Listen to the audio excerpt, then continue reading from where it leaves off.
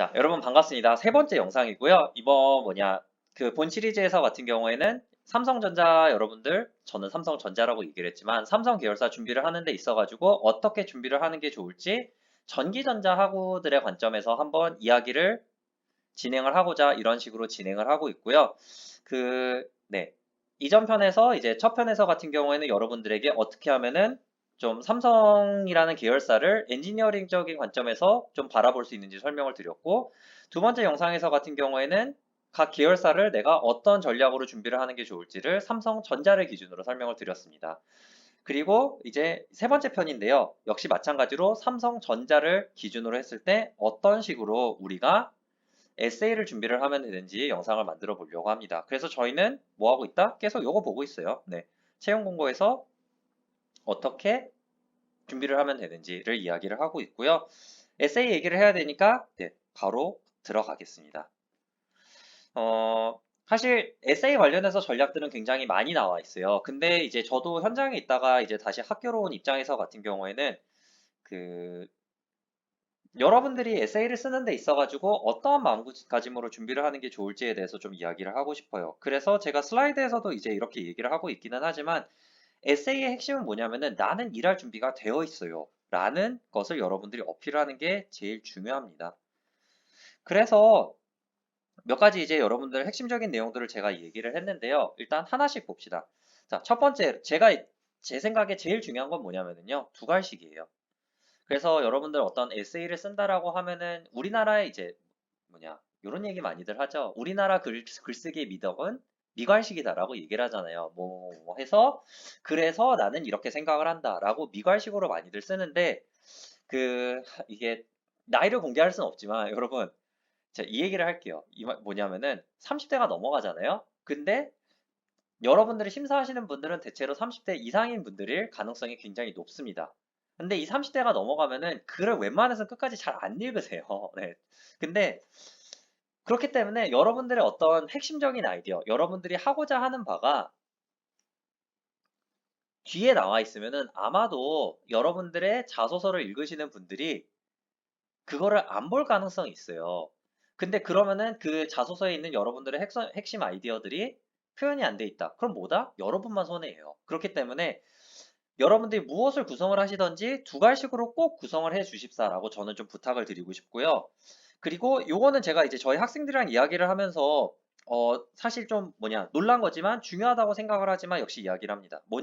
필요하시다면은 여러분들 교정 서비스를 이용을 하세요. 그래서 뭐 어느 교정 서비스를 이용하는 게 좋나요? 그거에 대해서는 제가 답을 해드리기가 곤란하지만 그 교정 서비스에서 이제 여러분들의 언어를 굉장히 잘 다듬어 주는 게 잘 다듬어 주시는 분들이 있다라는 걸 제가 파악을 했고요. 여러분들이 필요하시다라고 하면은 교정 서비스를 이용을 해가지고 여러분들이 생각하는 바 혹은 여러분들이 나타내고자 하는 바를 더 잘 나타낼 수 있다 정도로 제가 한번 이야기를 할게요. 자, 세 번째는 거짓말은 들통난다라고 제가 적어놨는데 그 개중에 이제 자소서를 쓰시는 분들이 계세요. 일단 어찌됐건 간에 서류를 넘겨야지 면접 때 갈 수 있다라고 여러분들이 생각을 하시고 자소서를 쓰시는 분들이 있는데 개인적으로 권하진 않습니다. 왜 그러냐면은요. 이게 그냥 얘기를 하다 보면은 대충 나와요. 그리고 이제 또 뭐냐면은 여러분들을 면접을 하시는 분들, 뭐 대체로 저랑 비슷한 분들이 이제 여러분들을 이제 면접을 하실 텐데 여러분들을 면접을 하시는 분들이 그래도 여러분들보다는 10년 이상 사신 분들입니다. 대체로 사회에서 무슨 일들이 일어나는지 꽤 잘 아시는 분들이에요. 그런 맥락에서 여러분들이 어떤 거짓말을 하신다라고 했을 때, 뭐, 안 걸릴 수도 있지만, 그것이 걸렸을 때의 후폭풍을 사실 감당을 하기가 쉽지 않습니다. 그래서 개인적으로는 여러분들이 어떠한 이야기를 하던지 간에 거짓말을 쓰는 거는 권하지 않는다. 정말 권하지 않는다라고 말씀을 드리고요. 사실 제일 중요한 얘기일 수도 있는데, 에세이를 쓰는 데 있어가지고 여러분들이 끊임없이 고민을 해야 되는 거. 색깔 바꿀까요? 색깔 있나? 잉크색. 네. 자, 나는 어떤 면에서 경쟁자들과 다른가? 사실 이게 제일 중요해요. 왜냐하면은요, 자소서를 보시는 분들 같은 경우에는, 뭐, 당장 제가 학생들을 이제 면접을 보거나 그럴 때도 그렇지만, 제가 그렇다라고 얘기를 하진 않을게요. 정말로 예를 들어서 면접을 혹은 뭐 자소서 이런 거를 한 10개, 100개 이런 식으로 보잖아요. 그러면은 진짜 비슷해요. 무슨 얘기냐면은 어떠한 여러분들만이 가지고 있는 특별한 이야기가 없으면은 별로 와닿지 않아요. 나중에 기억에 남지 않아요. 그렇기 때문에 그 기억에 안 남으면 누구 손해냐? 마찬가지로 여러분들 손해입니다. 그런 맥락에서 여러분들이 이제 저는 여기서 어떤 면에서 경쟁자들과 다른가라고 이야기를 했는데 사실 제일 중요한 건 뭐냐면은 차별성이에요. 진짜로. 그래서 나는 어떠한 다른 자소서를 보여줄 것인가가 사실 여러분들 입장에서는 제일 중요한 어떤 뭐 고려 사항이라고 제가 한번 이야기를 드릴게요. 그래서 이 정도 일단 말씀을 드리고요. 문항별로 한번 보겠습니다. 첫 번째 질문이죠. 삼성전자를 지원한 이유와 입사 후 회사에서 이루고 싶은 꿈을 기술하라고 되어 있는데요. 이 관전 포인트 이겁니다. 사실 삼성전자는 지금 너무 훌륭한 회사입니다. 그렇기 때문에 뭐 삼성전자 너무 훌륭하고요. 이런 얘기 하면은 사실 별 도움이 안 될 거예요. 그러면은 아마도 여러분들의 차별점은 나는 어떠한 부서를 왜 선택했는지에 대해서 여러분들이 이야기를 하면은 좋을 것 같아요. 자, 그래서 이제 조금 디테일한 얘기를 하면은요. 이제 어떤 특정 부서를 선택을 하는 데 있어 가지고 저는 두 가지 이야기를 합니다. 이건 역시 마찬가지로 제가 모집한 자소서를 통해서 이제 확실히 학생들한테 볼 수 있었던 게 둘 중 하나입니다. 본인이 정말 실력이 뛰어나다라고 생각을 하는 학생들이 있어요. 학점도 좋고 뭐 준비도 잘한 학생들. 이런 학생들은 대체로 자소서에 본인들의 자신감이 드러납니다. 그래서 제가 본 학생 중에 하나 같은 경우에는 정말로 나는 이것도 해봤고 이것도 해봤고 이것도 해봤기 때문에 당신 회사에서 정말 잘할 수 있습니다라고 정말 자랑을 쫙 나열한 학생이 있었어요. 당연히 합격했고요. 그리고 또 하나의 학생 같은 경우에는 이런 케이스였어요. 약간 배경 설명을 하면은 카메라를 되게 좋아하는 학생이었거든요. 그래가지고 그 어느 부서로 가느냐 했더니 이제 CIS라 그러죠. 시모스 이미지 센서라 그래가지고 어떤 뭐 이제 영상과 관련해가지고 혹은 이미지를 잘 프로세싱을 할 수 있는 그러한 직군으로 가는 거를 적어냈다라는 거죠. 자, 그래서 예를 들면은 워낙 실력이 좋으신 분들 같은 경우는 아마도 이 영상을 보실 필요가 없을 것 같습니다. 그러나 여러분들이 이제 어떠한 전력으로 왜 삼성전자를 했느냐라고 물어본다라고 하면은 삼성전자에 집중하기보다 제가 부서를 집중하라고 말씀을 드렸고요. 그 부서를 왜 선택을 했는지에 대해서 여러분들만의 리즈닝이 필요합니다. 그래서 제일 좋은 시나리오 같은 경우에는 뭐냐면은 이제 제가 이전에 얘기한 학생처럼 카메라를 워낙 좋아하는 학생이고 학부 들어오기 전부터도 카메라를 가지고서 만지는 걸 좋아하는 학생이었어요. 그렇기 때문에 그 학생은 뭐 당연히 이제 그 시모스 이미지 센서 그 부서로 가야죠. 그렇죠? 그러나 이제 본인이 그런 게 아니다라면은 사실 여기서부터는 여러분들이 스토리를 잘 만들어내요. 잘 만들어내야 돼요. 그래서 거짓말을 하라는 게 아니라 저는 이러이러한 걸 했는데 이러한 거를 바탕으로 이 부서에 지원을 하는 게 제 경험을 제일 잘 살릴 수 있다. 라고 아예 그냥 대놓고 얘기를 하세요. 그러면은 그보다 더 좋은 이유가 어디 있을까? 저는 사실 싶고 그렇습니다. 일단 그 부서에 그 부서에서 제일 잘 일을 할 수가 있을 테니까요. 자, 그래서 이런 얘기 한번 할 수 있을 것 같고요. 그건 학부생들과 관련된 이야기고요. 석사, 박사 같은 경우에는 사실 아마 선택의 폭이 별로 없을 겁니다. 뭐 선택의 폭이라기보다는요. 네. 본인이 그 전공을 선택한 이유가 있을 거잖아요. 여러분들이 어떤 특정한 연구실을 선택을 했다면은 그 연구실을 택한 이유가 있을 거기 때문에 그 연구실을 택한 게 여러분들이 그 해당 부서에 가기 위한 2년치의 경험이 되는 겁니다. 그렇기 때문에 여러분들이 어떠한 해당 연구실을 지원한 이유와 동일하게 여러분들이 이제 석사를 지원을 할 때 그와 동일한 이유로 저는 2년간 이러한 거를 해왔고 이것을 저는 회사에서 잘 발현하고 싶습니다. 열심히 하고 싶습니다. 라고 얘기를 하면은 그보다 좋은 전략이 없을 거예요. 자, 첫 번째 문항이었고요. 본인의 성장 과정과 관련하여서 가장 큰 영향을 끼친 사건, 인물 등을 포함하여 기술하시기 바랍니다. 라고 되어 있는데요. 전 이렇게 얘기를 할게요.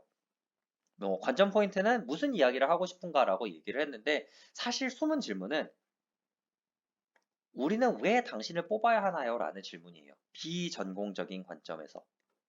이해하셨죠? 그러니까 1번이랑 4번 문항에서 뭐 뒤에 설명하겠지만 여러분들이 왜 이 직무에 있어야 되는지는 여러분들이 스스로 설명을 할 겁니다. 그러나 비전공적인 관점에서 우리가 왜 당신을 뽑아야 되느냐라는 질문이라는 거죠. 이런 얘기를 할게요. 그래서 어차피 여러분들은 남들과 다른 건 기본이에요. 왜? 여러분들이 무슨 이야기를 쓰든지 간에 아마도 그 경험이 다른 사람이랑 정확히 일치하진 않을 테니까요. 근데 저는 이런 얘기를 해볼게요. 어떠한 모습을 노출시키고 싶냐라는 거예요. 그러면은, 자, 비전공적인 관점에서 여러분들이 왜 이 어떤 특정 직군에서 이제 여러분들 뽑아야 되는지 얘기를 하는 거잖아요. 그러면은 나는 뭘 강조하고 싶냐라는 거예요. 예를 들면은요. 아, 난 열심히 하는 모습을 이제 난 열심히 하는 사람입니다. 라는 걸 어필을 할 수도 있고요. 혹은 아, 내가 이러이러한 인생의 역경을 살아왔기 때문에 제가 이러한 걸 생각을 했을 때 제가 잘할 수 있습니다. 라고 여러분들이 이야기를 할 수도 있다라는 거죠. 자, 그래서 저 사례를 한번 들게요. 개인적으로 굉장히 좋아하는 사례 중에 하나인데요. 뭐냐면은 어, 직무와 관련된 경험은 그렇게 많지는 않았어요. 이 학생 같은 경우에는 지원하던 시절에. 근데 좀 뭐냐, 그냥 대놓고 얘기를 할게요. 노가다를 뛰었어요. 이 학생 같은 경우에는. 그러니까 노가다를 뛰었다라는 게 잘한 게 아니라 그 노가다를 통해서 이 학생, 아 저는 뭐 노가다도 정말 열심히 이제 어떤 인생의 어려움을 겪었고 노가다도 최선을 다해서 할 수 있을 정도로 어떤 의지가 있는 사람이니 저를 지켜봐 주십시오라고 어필을 했다라는 거죠.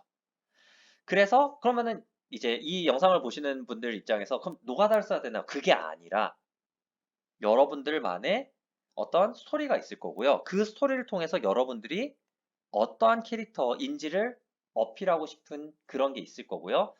해당하는 본인의 어필 포인트를 잘 어필하라는 얘기입니다. 이렇게 한번 얘기를 해볼게요. 세 번째 질문이고요. 최근 사회 이슈 중 중요하다라고 생각하는 한 가지. 자, 관전 포인트는 이겁니다. 건강한 상식을 갖춘 인재인가? 무슨 얘기냐면요. 아직까지는 대부분의 학생이라고 가정을 하고 여러분들 같은 경우에는 아직까지 학교를 중심으로 많은 생각을 하게 됩니다. 근데 이제 여러분들이 현장에 나가시고 여러분들이 이제 사회생활을 하시게 되면은요. 비단 내 직장만이 내 인생의 전부가 아니다라는 걸 깨닫게 돼요. 그러면은 여러분들이 사회에 대해서 어떠한 안목을 가지고 있는지가 생각보다 여러분들의 직장 생활을 하는 데 있어 가지고 꽤 중요한 요소가 된다라고 제가 말씀을 드릴게요. 자, 그래가지고 저는 어떤 걸 권하냐면요. 가급적이면은 비전공적인 사회 이슈를 이야기를 하기를 권합니다. 이유가 있는데요. 왜 그러냐면은 자, 예를 들어서 여러분들이 어떤 전공과 관련된 이야기를 한다라고 가정을 했을 때 우연찮게도 여러분들의 자소서를 읽는 어떤 평가위원이 그 이슈에 대해서 잘 아시는 분일 수 있어요. 당장 그 비슷한 전공의 이야기니까.